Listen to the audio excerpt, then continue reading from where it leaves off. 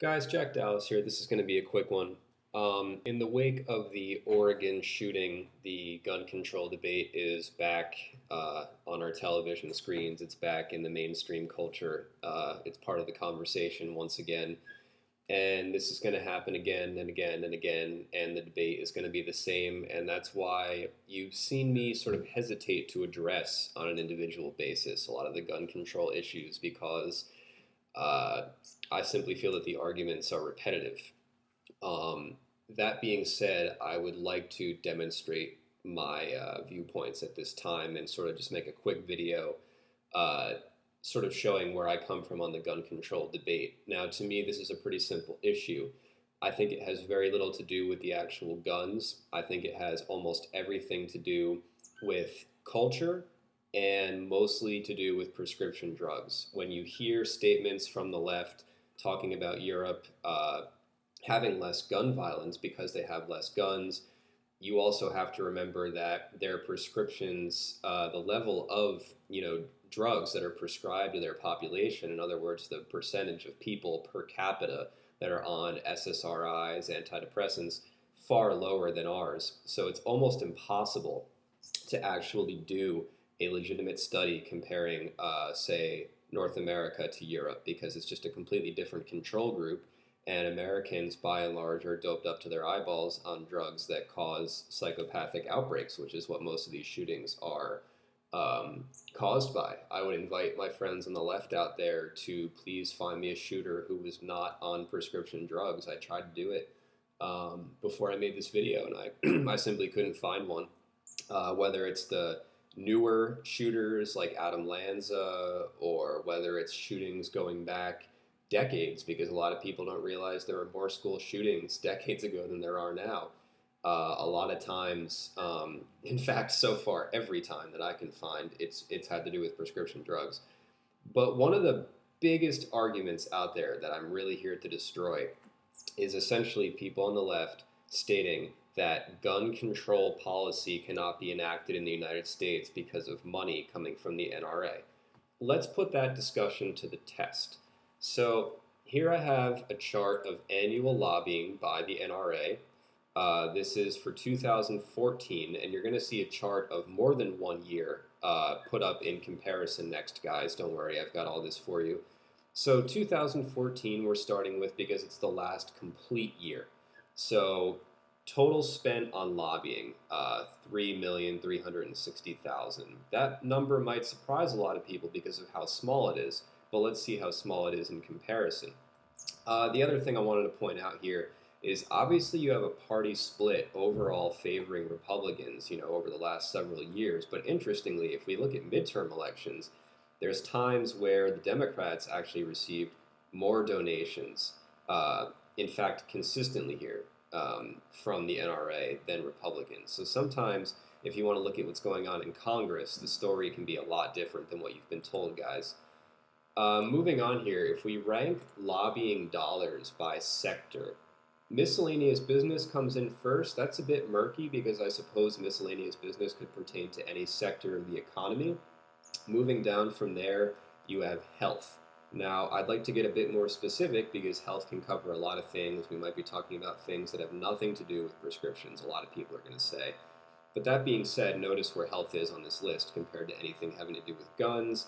Remember, with defense, we're not really talking about, companies like Smith & Wesson. That's going to be more your companies like Raytheon, Boeing, companies that make things for the actual military, like planes, large hardware, things like that. Just wanted to clear that up for you guys.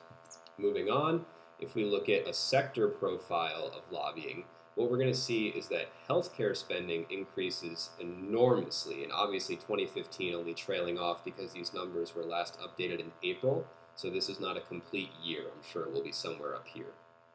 So interestingly, if I look at this broken down by category within the sector, pharmaceuticals slash health products, but pharmaceuticals are number one.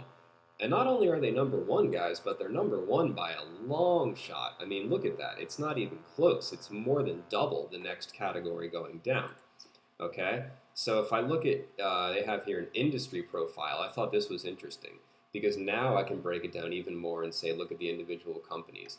And pretty much all these companies at the top here are companies making these pharmaceutical SSRIs, the drugs that are causing these shootings. What you'll notice is that we have to come all the way down here. I think it was about 18 companies down the list before we are, um, you know, really even at the NRA's contribution levels for this year. And in terms of their average contribution, excuse me, it tends to be about 3.5 million. You're somewhere around here on this list. So you got all these companies in just this one sector giving more money than the NRA, therefore holding more influence. If you click on, let's just say you click on any random company here. I'm clicking on Amgen. And you come down here, you're going to see a lot of the same exact statistics and comparisons that you saw for the NRA. One of the things that I want to point out is that you do see this rise in individual dollars spent on lobbying that kind of flatlines over here once it gets very, very high. That's similar to what you saw throughout the entire healthcare industry. So it seems to be like an industry-wide trend, I guess you would say. Another article here from Open Secrets talking about how much of an influence that the pharmaceutical industry had in the past few elections, including midterm elections. This might be a good time for you guys to pause and just read these 3 little paragraphs. But if you look, you'll see individual politicians who are named. One of the things that you have to see here, Pfizer, Amgen, McKesson were the biggest donors during the 2014 cycle, with each contributing over $1 million. That's huge. All of them from the same sector, all representing the same interests, and they were the top 3, and yet we're still going to claim the NRA is to blame. I think that this argument's coming down pretty quickly, guys. If I move over to total, dollars spent on lobbying, and I look at the number of lobbyists who have registered, in the country, basically what you're going to see here is that the total amount of dollars spent by the NRA pales in comparison to other dollars coming in. But that almost doesn't matter, because all I really want you guys to see is just simply that the NRA dollars compared to any individual company that is in the big pharma realm is nothing. I mean, the NRA's influence is a drop in the bucket compared to big pharma. If the NRA had the power that everybody claims it had, they would be able to keep their name and their industries out of the discussion completely, the way that Big Pharma has. We hear the NRA and all the people supporting them crucified on a daily basis. I don't hear Amgen, I don't hear Pfizer, I don't hear, any of these companies that make SSRIs being talked about. So not only are they not demonized, but they're not even brought into the debate. So what I want to leave with you guys is a simple question, and that is, even though it takes a lot of money to be, the NRA and to be active and to be lobbying Congress, how much power and how much money does it take to take your company completely out of the debate? That is the true question, because that is the kind of power that Big Pharma has, and that is the type of power that they are exerting over our political system. And until we get these prescriptions to be out of the hands of the American people, these shootings are going to keep happening. And even if we got rid of every gun on the face of the earth, if anybody out there thinks that violence is strictly tied to guns in any sort of specific way, that is completely ridiculous.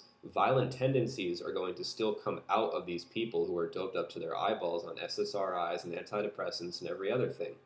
The fact is, they're going to exhibit violent behavior one way or another if they are on these prescription drugs. The prescription drugs are much more of a telltale sign than gun ownership when it comes to violence, because on a per capita basis, the vast majority of gun owners are not violent, but yet, as I said, it's almost impossible to find any kind of mass shooting in which the person was not on prescription drugs.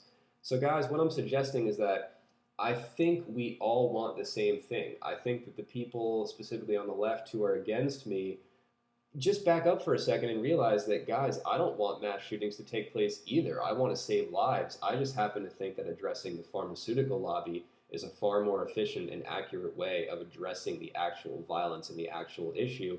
And I wish that assholes like Trevor Noah on The Daily Show would stop pandering to their left-wing audiences, because it's their rhetoric that is costing lives by diverting people's attention from the real issue. So yes, people on the left, the Young Turks, The Daily Show, Colbert, they are the ones distracting you. they are the ones telling you that one thing is the issue when the other thing is, in fact, what's causing the violence. And anybody out there who wants to follow the money trail, I think it's pretty obvious what's going on here, guys. So please share this with your friends and let me know what you think. We'll talk soon.